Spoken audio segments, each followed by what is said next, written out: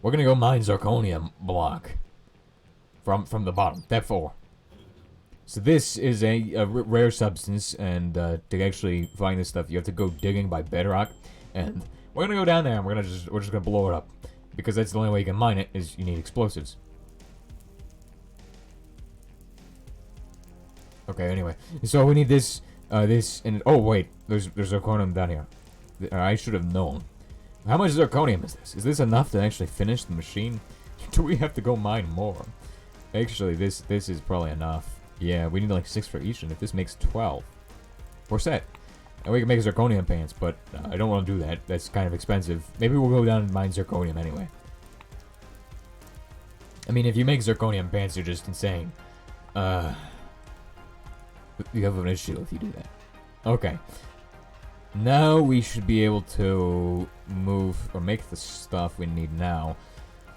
We're gonna need radium, which we have upstairs. You see, I hate radium because it's the worst one. It's just so much radiation. Of course, we have to work with it today because that's just how things are. Thankfully, I don't have to work with it for very long, so I'm just gonna shove it in here and make billets from it. Just keep it in the crafting table as long as possible. Make some billets of this. Good, good. And then we mix the billets together like this to get fun sauce. The RA226BE billet. And this is insane.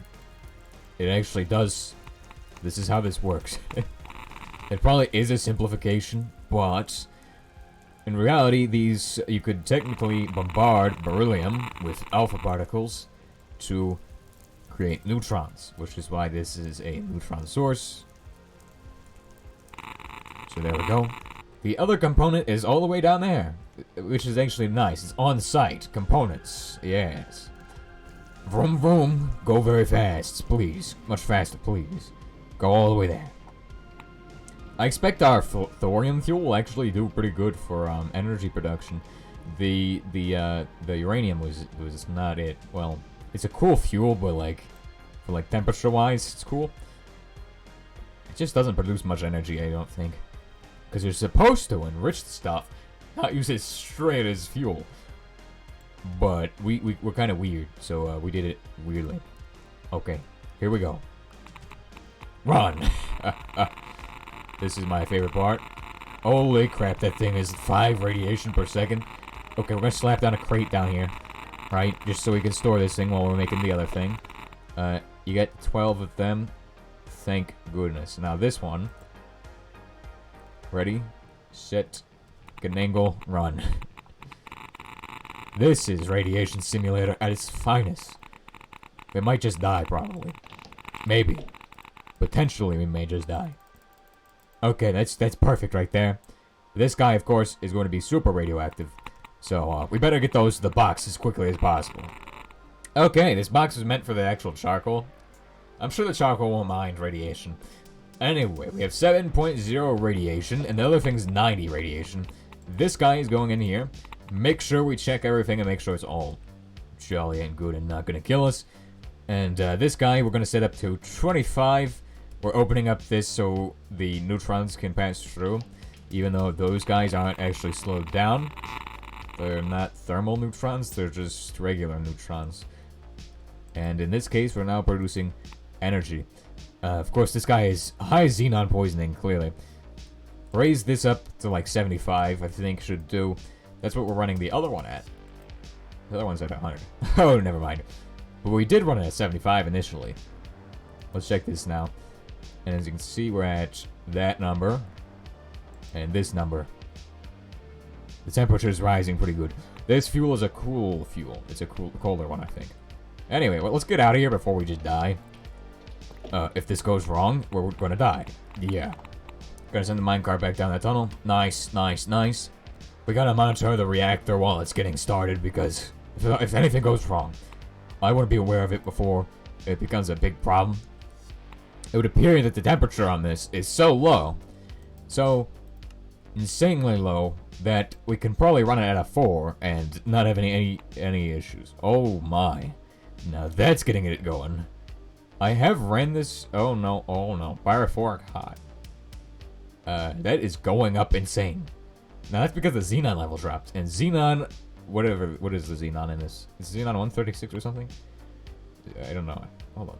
Oh no, it's rising so fast. What about this guy? What about this guy? Is this guy's temperature good? Wait, does this guy have water? Yes, he does. Okay. Once it hits this guy's heat point, it will stop raising in temperature, but the problem with that is that this guy is not actually, his core temperature is hotter than his skin temperature. And I think if the skin temperature... Oh, stop, put it back in there. You're ruining the operation, the experiment. Now, I think what happens is if this guy hits, like, what? His skin temperature hits 3350, we just die. So we better hope that does not happen. We also need to make sure that this guy stays below 700 Celsius, which shouldn't be too difficult, actually. Maybe not. Maybe that's going to be extra difficult.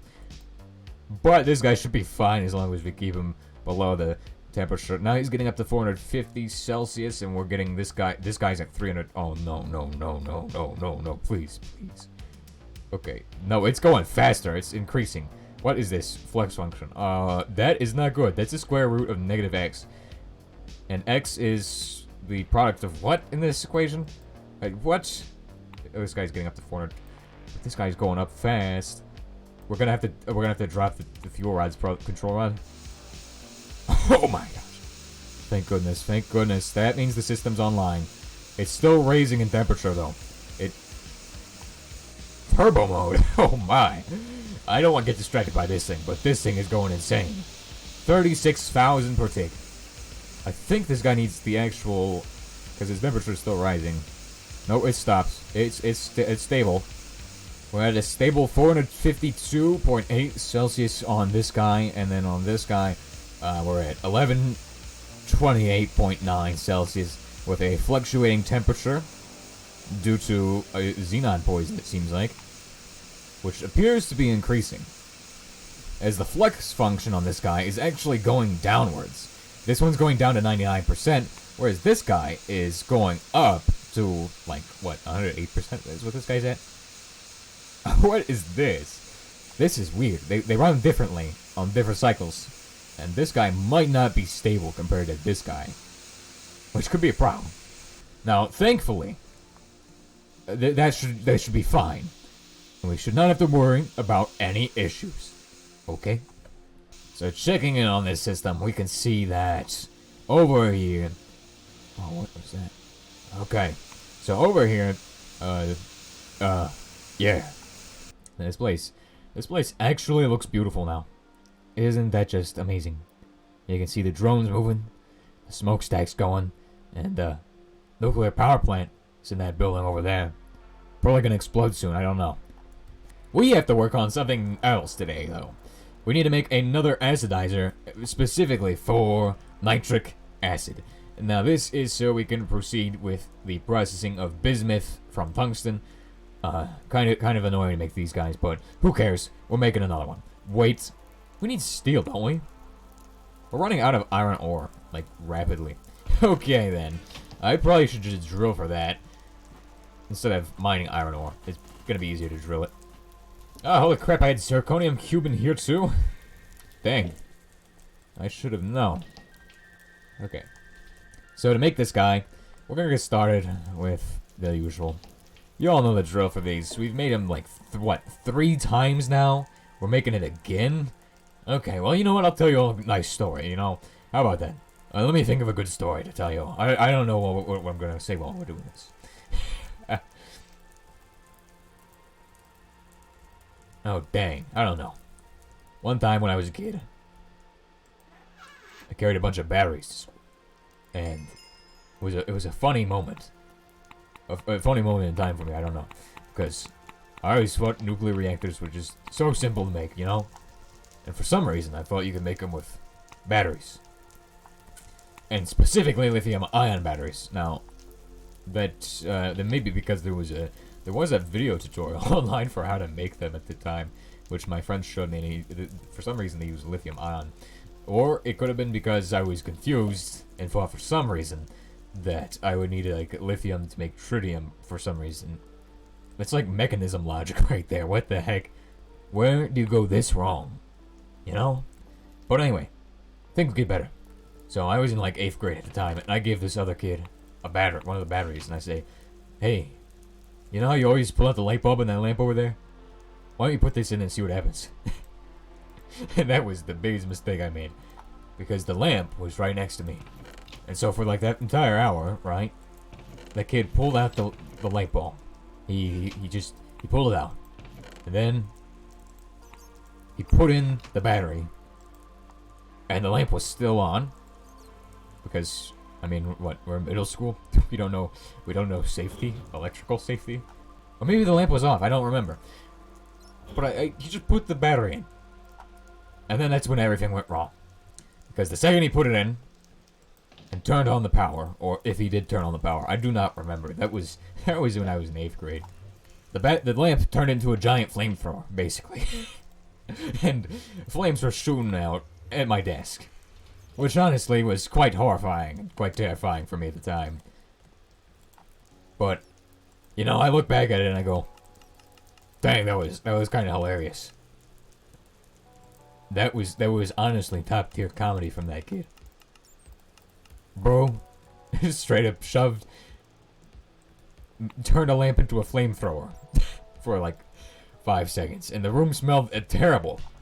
You see, when I was in middle school, I was kind of stupid, and one of the things I thought was that we were all gonna die from lithium gas poisoning, which makes zero sense. I mean, lithium vapors, yeah, that's scary, but the only time you're gonna encounter that is if you're like melting lithium, and that is dangerous. Why would you be melting lithium? Unless you're making a cell, that electrolytic cell for that. But yeah, that was something I did in middle school. There's so many stories. You know what? I could think of some more stories from middle school. That was when I was the stupidest, right? But anyway, I mean, at the time I had learned a quite obvious thing not to do. Don't shove things into things that you don't know what they're gonna do. You know, like don't shove a lithium-ion battery into a lamp if you don't know what's gonna happen. I mean, it's kind of obvious that you shouldn't do it in the first place, but still, if you don't know the result, don't do it. Well, yeah, I honestly, at that point in time, I was carrying like 150 lithium-ion batteries on me for some reason. Where did I even get that many batteries? I don't even know. I just had them. Also, when I was in middle school, I did all these programming things for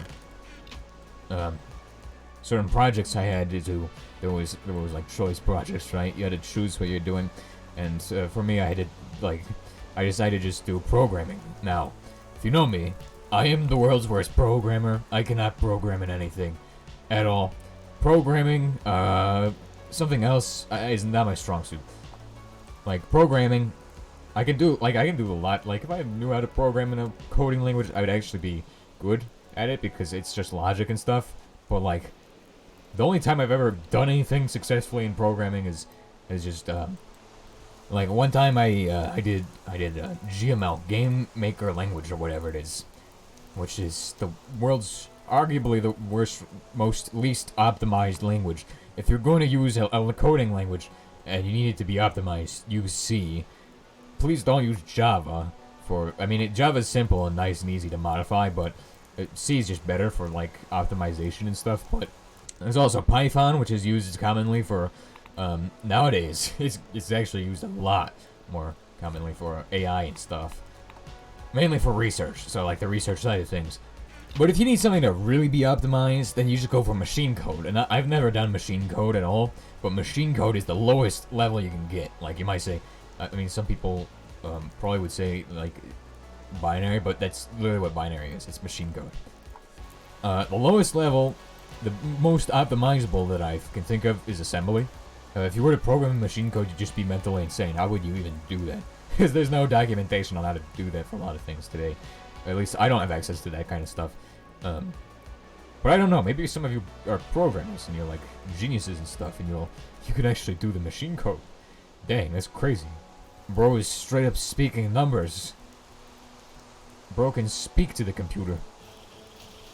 But anyway, whenever I would do these projects, right, I would basically just do a batch file. Because I would try something like out of the box, like Lua. And I'd try to make a game on that. on an engine from the 90s, which was something I did. I spent like a week trying to make an RTS game on the Spring Engine, I think it was called, and it's this engine from the 90s, and it requires you to do a bunch of whack stuff. I got models into the game. I could not get the textures to work because I was stupid. Nowadays, if I were to do it again, I probably would be able to get the models into the game, honestly. After like 2 hours of persistence, maybe. Or like, yeah, probably like 2 hours. If it was, I have the models done, of course. You see, if you believe you can do anything, you can probably do whatever you believe you can do. Live by it, okay? Alright, so now I actually have to make a centrifuge, which I have made the centrifuge element already. So I'm not too concerned with this, and we'll basically be done at this point. Once we get this thing done. Alrighty, so centrifuge is done. Quite nice. I love this machine, it's one of my favorites. Although we could just not use these for the end of these. Well, actually, the end of these lines, this is just for regular bedrock ore processing, really. That's the only reason we're using so many centrifuges. It's not general ore processing, but it does substitute that sometimes. But this one won't substitute that at all. Because you don't use nitric acid for any general ore processing at all. I don't know when you would use nitric acid in general ore processing, as a matter of fact. There we go. There we go. You'll probably notice we're missing cables. I forgot to bring the cables with me. That's right. I completely forgot to do that. Anyway, what I didn't forget to do was bring the stuff I need to make the... Oh, I did forget a crafting table. Alright, so this needs to go here. Connected to this guy. Nice. Everything's gonna get moved around. Cyclized. Pretty good. We're gonna need a fourth one of these. How many of these do we need?